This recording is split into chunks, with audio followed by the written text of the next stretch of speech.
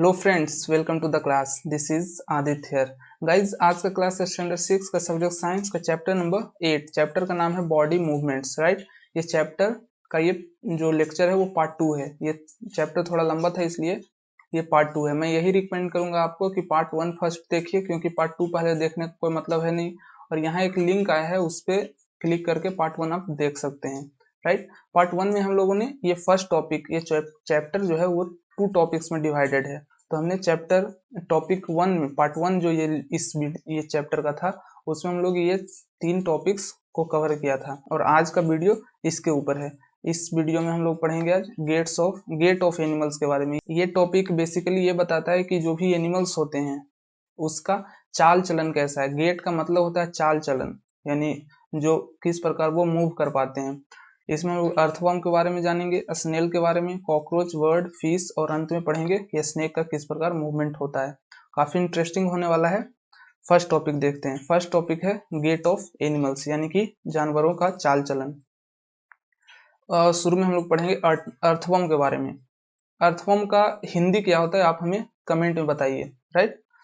Earthworm moves easily on ground rather than on paper और slippery surface, यानी कि earthworm अच्छी तरीके से कहाँ पे चल पाता है, ग्राउंड पे, रादर देन पेपर और फिर स्लिपरी सरफेस। स्लिपरी सरफेस यानी कि जिसपे फ्रिक्शन कम हो, यानी कि वैसा सरफेस जहाँ पे फिसलने का डर ज्यादा रहता है, उस तरह के सरफेस को स्लिपरी सरफेस बोलते हैं।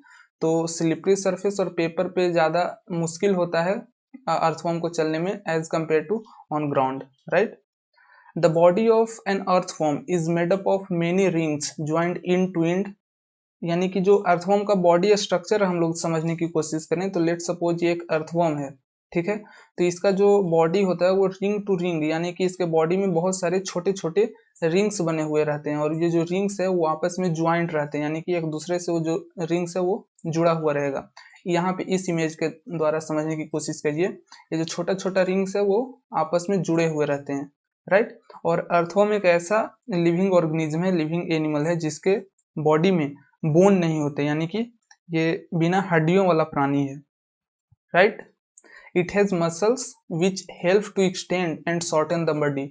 मसल्स क्या होते हैं, पार्ट 1 में मैं इसके बारे में डिटेल में पढ़ाया हूँ।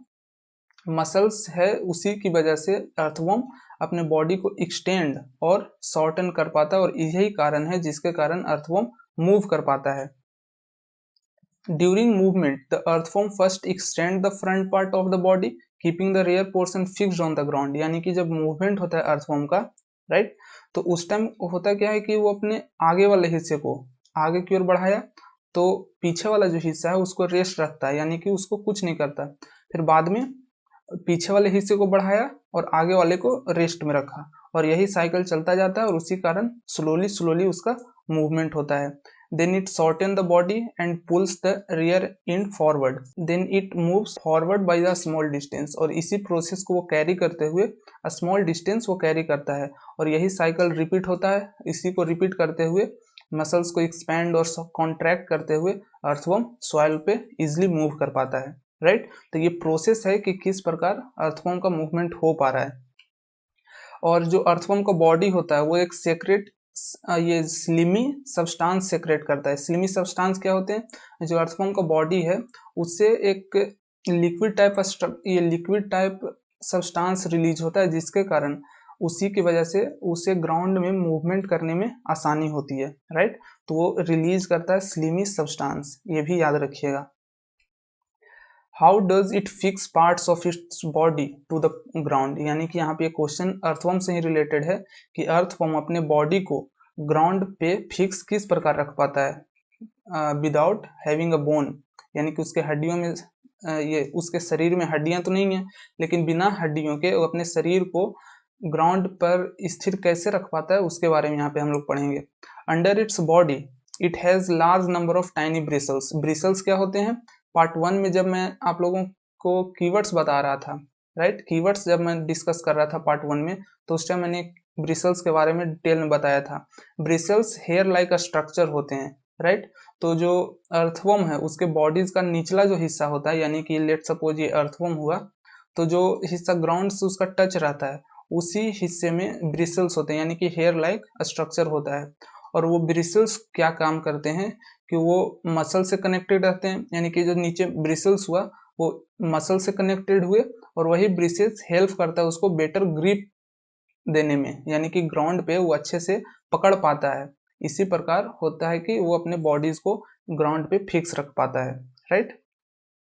The earthworm actually Yeats way through the soil, यानी कि अर्थवॉर्म ईट क्या करता है, वो सॉइल को ही खाता है। Its body then throw away the undigested part of the material that it eats, यानी कि जो भी उसने सॉइल को ईट किया, सॉइल को खाया, और उसी में से जो भी अनडाइजेस्टेड सॉइल होता है उसे वो रिलीज कर देता है। और यही जो एक्टिविटी होता है अर्थवॉर्म को, इसी कारण सॉइल का फर्टिलिटी है वो ज़्यादा बढ़ जाता है, और सॉइल का फर्टिलिटी इंक्रीज हुआ अर्थवॉर्म के कारण, इसीलिए इसे फार्मर्स फ्रेंड भी बोला जा रहा है, राइट। तो ऑब्जेक्टिव इस प्रकार आ सकते हैं कि पहला क्वेश्चन तो ये पूछा जा सकता है कि फार्मर फ्रेंड्स किस ऑर्गेनिज्म को बोला जाता है, तो आंसर होगा अर्थवॉर्म। दूसरा पूछा जा सकता है कि कौन सा ऐसा लिविंग ऑर्गेनिज्म है जिसमें बोन्स नहीं होते, यानी कि बिना बोन का प्राणी, तो उसका भी आंसर अर्थवॉर्म हो गया। और तीसरा पूछा जा सकता है कि अर्थवॉर्म को फार्मर फ्रेंड्स क्यों कहा जाता है, तो उसका आंसर है ये कि जो सॉइल उसने ईट किया और उसी को इन सॉइल में ही वो रिलीज कर देता है, जिसके कारण जो सॉइल का फर्टिलिटी रेट है, यानी कि उपजाऊ शक्ति है, वो इंक्रीज हो जाता है, बढ़ जाता है, जिसके कारण उस मिट्टी में अच्छी तरीके से फसल्स हो पाते हैं, और इसीलिए इसे बोला जाता है फार्मर्स फ्रेंड, राइट। नेक्स्ट है स्नेल के बारे में, ठीक। स्नेल का इमेज यहाँ पे देख सकते हैं, इस प्रकार होता है snail. Rounded structure on its back, यानी कि इसके पीठ पे जो जो राउंडेड स्ट्रक्चर है, इट इज कॉल्ड सेल। इसका नाम क्या है, सेल, SHELL। और इस प्राणी का नाम क्या है, SNIL। दोनों को, इसको स्नेल पढ़ेंगे और इसको सेल पढ़ेंगे। And it is outer skeleton of snail. हमने पार्ट 1 में पढ़ा था क्या कि दो प्रकार के स्केलेटन होते हैं, पहला इनर स्केलेटन और दूसरा आउटर स्केलेटन। इनर स्केलेटन हम लोग के बॉडीज में होता है जो शरीर के अंदर पाया जाता है, और आउटर स्केलेटन स्नेल वगैरह में पाए जाते हैं जो बॉडीज के बाहर हम लोग देख सकते हैं, right. But it note made of bones, या जो स्नेल है वो हार्ड तो होता है लेकिन बोन से बना हुआ नहीं रहता, यानी कि हड्डियों का बना हुआ नहीं है। The shell is a single unit and does not help in moving from place to place, it has to be dragged along, यानी कि ये जो स्नेल है, ये सेल है स्नेल का, वो इसके मूवमेंट्स में कोई हिस्सेदारी नहीं रखता है। यहाँ पे इमेज में समझिए कि ये जो स्नेल है ऊपर का, वो क्या इसके मूवमेंट में कोई काम कर रहा है, बिल्कुल नहीं, कुछ भी नहीं काम करता है, बस इसको एक तरीके से प्रोटेक्शन प्रोवाइड करता है। A thick structure and the head of the snail may come out of an opening in the cell. The thick structure is its foot made up of strong muscles. और जो snail का movement होता है किसकी वजह से, इसके muscles की वजह से, और मसल्स बहुत ही स्ट्रॉन्ग होता है, राइट। और किस प्रकार ये मूवमेंट होता है स्नेल का, यहाँ पे देखिए, ये जो आगे वाला हिस्सा है वो एक तरह से उठा तो फिर पीछे वाला उठेगा, और यही साइकिल कंटिन्यू होते हुए स्लोली बढ़ता है और वही आगे बढ़ता हुआ चला जाता है, राइट। नेक्स्ट है कॉकरोच। कॉकरोच आई होप कि आप लोगों ने देखा ही है, इस प्रकार कॉकरोच होते हैं, हम लोग के घरों में ये पाया जाता है। Cockroach walk and climb as well as fly in air, यानी कि वो चलता भी है, चढ़ता भी है दीवालों पे और उड़ता भी है, right. They have 3 pairs of leg, यानी कि इसके पास कितने लेग्स होंगे, 3 पेयर यानी क्या, 3 पेयर का जोड़ा, यानी कि 3 इधर और 3 इधर, टोटल नंबर ऑफ लेग्स हो जाएंगे 6। यहाँ पे देखिए it has 6 legs. These help in walking, जो इसका पैर है वो उसके चलने में मदद करता है। The body is covered with the hard outer skeleton, यानी कि कॉकरोच में भी किस प्रकार का स्केलेटन है, आउटर स्केलेटन, राइट। हमने स्नेल में पढ़ा कि स्नेल में भी आउटर स्केलेटन है, और यहाँ पे कॉकरोच में भी आउटर स्केलेटन है। This outer skeleton is made of number of plates, और ये जो आउटर स्केलेटन है वो नंबर ऑफ प्लेट्स से मिलकर बने हुए रहते हैं और आपस में ज्वाइंट होते हैं, और उसी कारण ये मूवमेंट कर पाता है कॉकरोच, राइट। स्नेल में हमने क्या पढ़ा कि उसका जो आउटर स्केलेटन है वो मूवमेंट में उसका कोई योगदान नहीं है, लेकिन यहाँ पे मैंने आपको क्या बताया कॉकरोच में, कि कॉकरोच में प्रोवाइड करता है आउटर स्केलेटन मूवमेंट में, राइट, यानी कि आउटर स्केलेटन का काम है कॉकरोच के मूवमेंट्स में। There are 2 pairs of wings, इसके पास 2 पेयर ऑफ विंग्स होते हैं, यानी कि टोटल नंबर ऑफ पंख कितने हो गए, इसके पास 4, right. Attach to the body behind head, यानी कि इसके सिर के जस्ट पीछे 2 पेयर्स ऑफ विंग्स कनेक्टेड रहते हैं। The cockroach have distinct muscles, right, those near the legs move the legs for walking. The body muscles move the wings when the cockroach flies, और जब कॉकरोच उड़ता है तो body का muscle भी move होता है, राइट। मैंने ये आपको पहले ही बता दिया कि इसके पास 6 लेग्स होते हैं। नेक्स्ट है वर्ड का हिंदी क्या होता है, चिड़िया, right. Word fly in air and walk on ground, हवा में उड़ता है और जमीन पे चलता है। सम बर्ड्स लाइक डक जैसे हो गया, या फिर स्वान हो गया, वो पानी में भी तैरता है। डक का मतलब बत्तख और स्वान का मतलब हंस, right. The bird can fly because their bodies are well suited for flying. अब वर्ड क्यों उड़ पाता है, क्योंकि उसका बॉडी सूट करता है उड़ने के लिए। लेकिन ये इसका एक आंसर नहीं है, उसका उड़ने की एक और वजह है क्या, कि जो हड्डियां होती है शरीर में, उसके शरीर में, वो हॉलो होता है और लाइट होता है। हॉलो का मतलब क्या, कि हल्का, खोखला। जो बोन्स है, हम लोग के शरीर का बोन्स क्या है, कि अंदर से भरा हुआ रहता है, जिसके कारण हमारे शरीर का जो हड्डियां है उसका वजन बढ़ जाता है, राइट, इंक्रीज रहता है हम लोग का वेट। लेकिन जो वर्ड्स का हड्डी है, जो पक्षियों का जो बोन्स वगैरह होते हैं, वो अंदर से खोखला रहता है, तो उसके अंदर ज्यादा वजन हो नहीं पाता, इसी कारण उसका बॉडी का वेट हो गया, या फिर सिर्फ एक बोन का वेट हो गया, वो हल्का होता है, उसी कारण वो इजिली उड़ पाती है, right. The bone of hind limb, hind limbs क्या होते हैं, 2 प्रकार के लिम्ब होते हैं, मैं आपको बता दूं, ध्यान दीजिएगा यहाँ पे। लिम्ब का 2 प्रकार होता है, एक होता है फोर लिम्ब, राइट, एक होता है फोर लिम्ब और दूसरा होता है हिंड लिम्ब, हिंड लिम्ब। अब ये होता क्या है, इसको ध्यान से समझिए। जो पक्षियां है, इसके पास, जैसे हम लोग के पास क्या है, 2 हाथ है और 2 पैर, तो दो जो हाथ हो गए, आगे वाला जो हिस्सा रहता है उसे बोलेंगे फोर लिम्ब, राइट, और जो पीछे वाला हिस्सा है, जो पैर हो गया, उसे बोलेंगे हिंड लिम्ब, राइट। तो इसका जो फेदर होगा, ये जो आगे वाला, तो उस ये हो जाएगा फोर लिम्ब, और जो ये पैर है, ये जो बॉडी का पीछे वाला हिस्सा है, वो हो जाएगा हिंड लिम्ब। ये एनिमल के कैटेगरी में आपको बेटर समझ में आएगा, जैसे एग्जांपल के रूप में डॉग लेते हैं, तो उसके पास 4 लेग्स है, राइट, 2 आगे होता है और 2 पीछे, तो जो 2 आगे हुआ उसे हम लोग बोलेंगे फोर लिम्ब, राइट, और जो पीछे वाला पैर है उसे हम लोग बोलेंगे हिंड लिम्ब। आई होप कि ये समझ में आया होगा। तो the bone of hind limbs are typical for walking and perching, यानी कि जो उसके पीछे वाला जो पैर है, ये उसका काम मेनली वॉकिंग के लिए होता है और पर्चिंग के लिए होता है।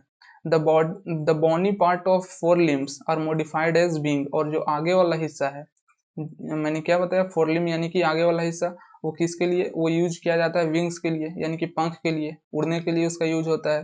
The shoulder bones are strong, यानी कि ये जो यहाँ का जो पोर्शन होता है वर्ड में, ये वाला रीजन वो बहुत ही स्ट्रॉन्ग होता है।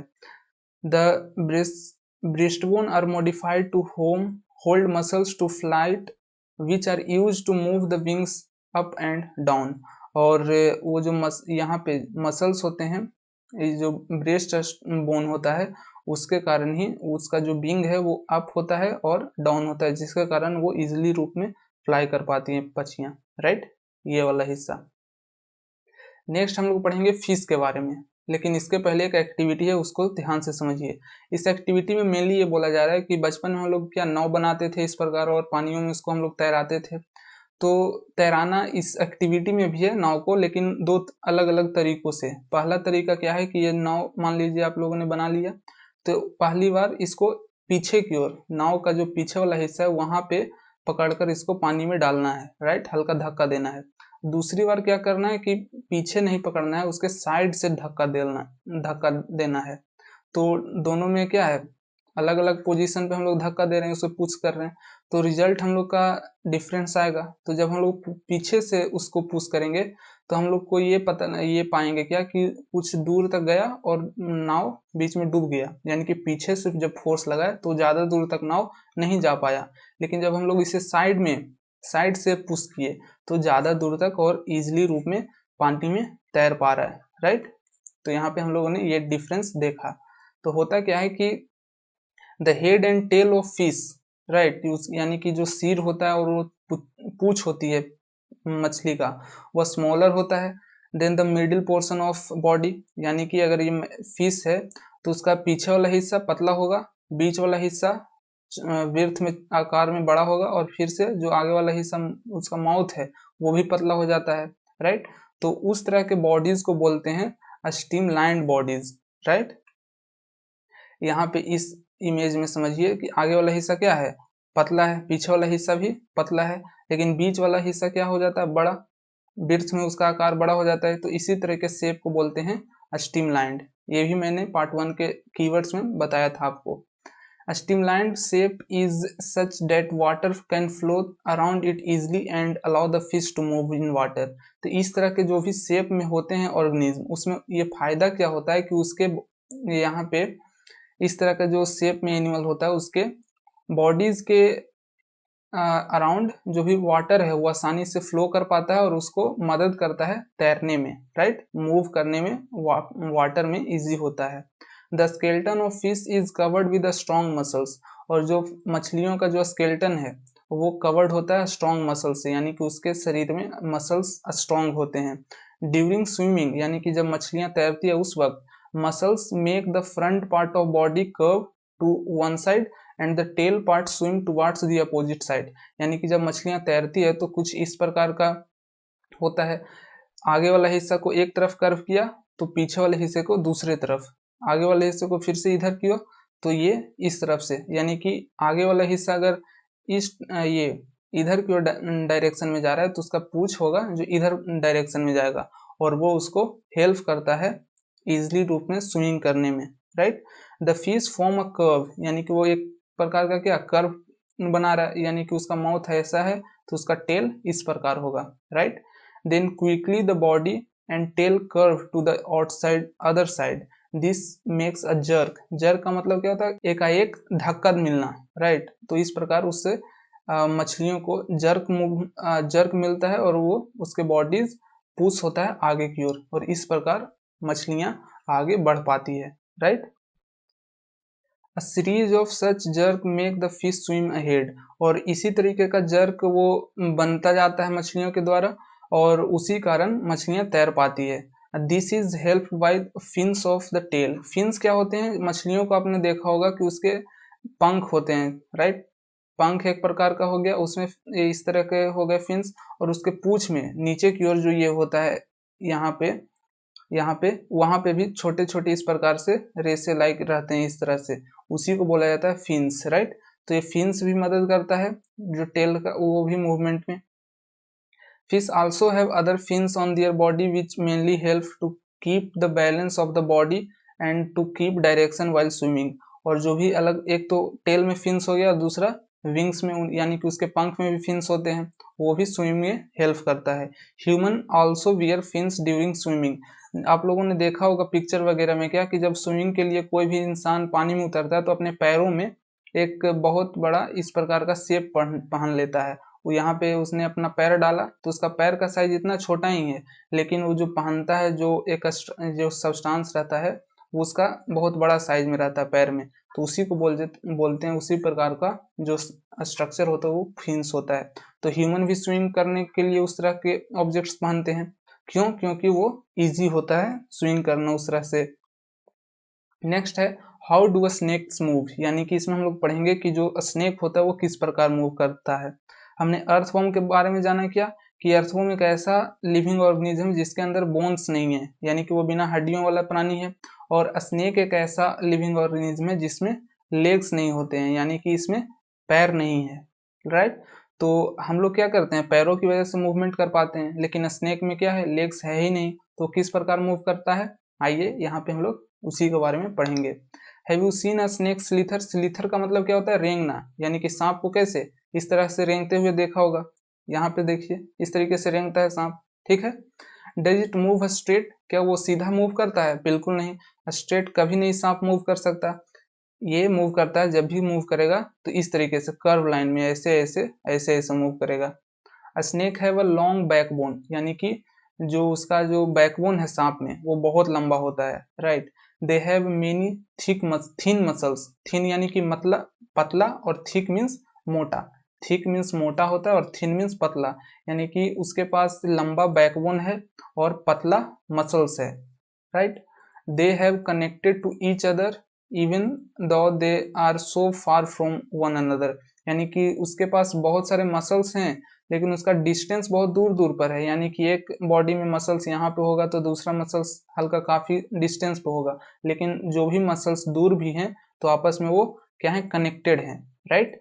वो दूर होने के बावजूद भी आपस में कनेक्टेड है, right. Muscles are interconnected the backbone rib and skin, और जो मसल्स होता है सांप के बॉडी में वो किससे फिर कनेक्ट रहता है, बैकबोन से, रीव से और फिर स्किन से, यानी कि पूरा खेल किस चीज का है, मसल्स का, और सारे बॉडीज के हर एक पार्ट्स में वो कनेक्टेड है। The snake's body curve into many loops, यहाँ पे जैसे देख सकते हैं अलग अलग लूप्स में स्नेक मूव कर पाता है। Each loops of a snake give it's a forward push by pressing against the ground, और हर एक जो लूप हो रहा है, यानी कि इस प्रकार एक तरह से लूप जो हुआ स्नेक का, वो हर एक लूप उसके बॉडीज को आगे की ओर धक्का देता है, यानी आगे बढ़ने की ओर, और उसी साइकिल को प्रोसेस करते हुए हमेशा उसी तरह से उसको लूप मिलता जाता है और वो आगे बढ़ता जाता है, right. The snake moves forward very fast and not in a straight line, और यही वजह है लूप की ही वजह से कि वो स्ट्रेट नहीं जा पाता और वो इस तरीके से स्लिथरिंग करके आगे बढ़ता है। अब नेक्स्ट और लास्ट टॉपिक है क्या, योगा। ये स्पेशली बुक में, जो बुक का टॉपिक है उसमें कवर नहीं है, जब आप बुक्स को खोलेंगे बुक के चैप्टर को तो लास्ट में एक अलग से सेक्शन बनाकर ये दिया गया है योगा के बारे में, और मुझे ये लगा कि अच्छा टॉपिक है इसलिए मैं यहाँ पे डिस्कस कर रहा हूँ। इंटरनेशनल योगा डे सेलिब्रेट किया जाता है कब, 21 जून को, ये डेट याद रखिएगा, यानी कि 21 जून को हम लोग सेलिब्रेट करते हैं इंटरनेशनल योगा डे, और ये किसके द्वारा डिक्लेयर किया गया था, यूनाइटेड नेशंस के द्वारा। अब यहाँ पे हम लोग पॉइंट वाइज पढ़ेंगे बेनिफिट्स ऑफ योगा, यानी कि योगा करने से हम लोग को क्या क्या फायदे हैं। पहला फायदा ये कि हम लोग का जो बॉडी है उसे फिट रखता है योगा। सेकंड है कि it helps in keeping the backbone erect, यानी कि जो हम लोग का रीढ़ की हड्डी है उसे सीधा रखने में ये मदद करता है, राइट। और योगा करते समय ऐसा बहुत सारा पोस्चर्स होता है जिसमें हम लोग का खुद का वजन उठाना होता है, इसके कारण ये हम लोगों के जो भी बोन्स है उसे स्ट्रॉन्ग करने में हेल्प करता है। It also help in relieving joint pain, यानी कि जो भी मोच हो जाता है या फिर जोड़ों में दर्द हो जाता है उसको भी ये सोल्व करने का कोशिश करता है योगा से। It tunes all muscles in body and keep them active, और जितने भी मसल्स होते हैं हमारे लोग के शरीर में उसे एक्टिव रखने का ये काम करता है। It keep the hearts healthy, हम लोग का जो हृदय है उसे हेल्दी रखता है। Make it work more efficiently, और उसके कारण हम लोग का जो हार्ट है वो अच्छे तरीके से काम कर पाता है। सर्टेन योगा पोस्चर्स जो होते हैं वो आप लोगों को परफॉर्म करने चाहिए अंडर सुपरविजन, यानी कि कुछ कुछ ऐसे भी योगा के स्टेप्स हैं जो हम लोग को अकेले नहीं करना चाहिए, उसको अंडर सुपरविजन करें तो ज़्यादा अच्छा रहता है, राइट। आइए समरी देख लेते हैं इस क्लास में हम लोगों ने क्या क्या डिस्कस किया पूरे चैप्टर में। ये समरी पार्ट 1 से भी इंक्लूडेड है पोर्शन, और पार्ट 2 जो हम लोग यहाँ पे देखे उससे भी, यानी कि ये टोटल चैप्टर का समरी है। हम लोगों ने पार्ट 1 में पढ़ा था क्या कि there are 4 types of bones, sorry ये बोन्स नहीं होगा, there are 4 types of joints, right. 4 types of joints होते हैं। पहला बॉल एंड सॉकेट ज्वाइंट होता है, पिवटल ज्वाइंट्स होता है, हिंग ज्वाइंट्स होता है और फिर फिक्स ज्वाइंट्स होता है। नेक्स्ट है कि bones and cartilage form a skeleton. Skeleton का हिंदी क्या होता है, कंकाल, एक जो बॉडी का ढांचा होता है उसे बोलते हैं skeleton of human body. It gives the frame and shape of the body and helps in movement, right. हम लोग का जो बॉडी का शेप है और जो फ्रेम है वो किसकी वजह से हो पाता है, वो स्केलेटन की वजह से। और दो प्रकार के स्केलेटन होते हैं मैंने आपको बताया, एक इनर स्केलेटन, दूसरा outer skeleton. The human skeleton, जो हमारे लोग का जो स्केलेटन है उसमें क्या क्या इंक्लूडेड है वो देख लीजिए। स्कल यानी कि खोपड़ी, जो ब्रेन, जो माउथ हो गया वो, बैकबोन रीढ़ की हड्डी, रीव हो गए, ब्रेस्ट बोन हो गया, शोल्डर हो गया, हिप बोन्स हो गया, और जो हाथ और पैर का बोन हो गया, ये सारे इंक्लूडेड रहते हैं स्केलेटन में। मैं आपसे ये क्वेश्चन कर रहा हूँ, कमेंट में इसका आंसर दीजिएगा कि जो रीव केज होता है, राइट, पार्ट 1 में मैंने आपको बताया था रीव केज में टोटल नंबर ऑफ बोन्स कितने होते हैं, यानी कि रीव केज में टोटल हड्डियां कितनी होती है, उसको नंबर आपको नीचे कमेंट में लिखना है, ठीक है। नेक्स्ट है strong muscles and light bones work together to help the bird fly, यानी कि जो मसल्स होता है पक्षियों में, जो स्ट्रॉन्ग मसल्स है और जो उसका लाइट बोन है, उसकी वजह से ही पक्षियां उड़ पाती है। They fly bye flapping their wings, अपने पंख को ऊपर नीचे करके फ्लैपिंग करके वो उड़ पाती है पक्षियां, right. Fish swim by forming loops alternative on two sides of body, fish किस प्रकार मूव कर पाता है, लूप को फॉर्म करके। स्नेक स्लिथर करता है on ground by looping sideways, और वो स्नेक लूपिंग एवीएस लूपिंग कर रहा है sideways. A large number of bones and associated muscles push the body forward, और बहुत ज्यादा लार्ज नंबर ऑफ मसल्स और बोन्स हो गया, उसी की वजह से स्नेक फॉरवर्ड मूव कर पाता है। नेक्स्ट है body and legs of cockroach have hard covering forming an outer skeleton, इसमें भी ऑटर स्केलेटन होता है।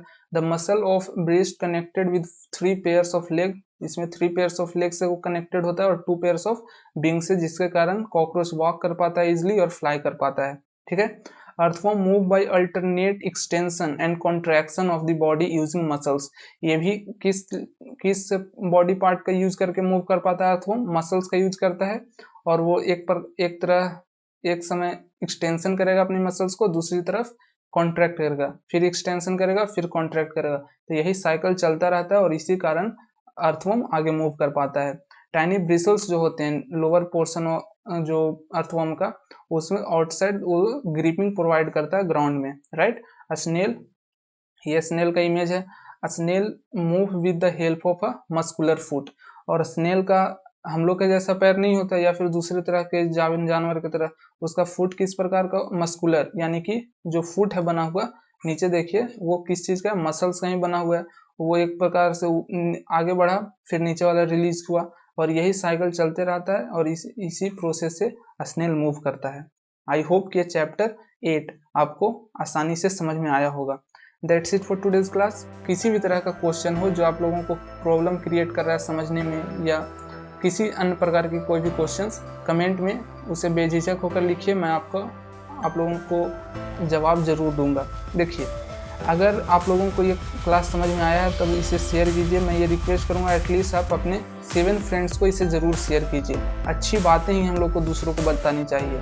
अगर पसंद नहीं आया तो बिल्कुल भी नहीं शेयर करना है। अगर ये लेक्चर आपको पसंद आता है तो इसे लाइक कीजिए, नहीं पसंद आया तो डिसलाइक कीजिए, लेकिन डिसलाइक आपने क्यों किया कमेंट में लिखकर ज़रूर बताइए, जिससे कि आने वाले लेक्चर्स में मैं उस गलती को सुधार कर आप लोगों के लिए बेटर कंटेंट लेकर आ सकूं। Thank you so much for attending the class. Thank you.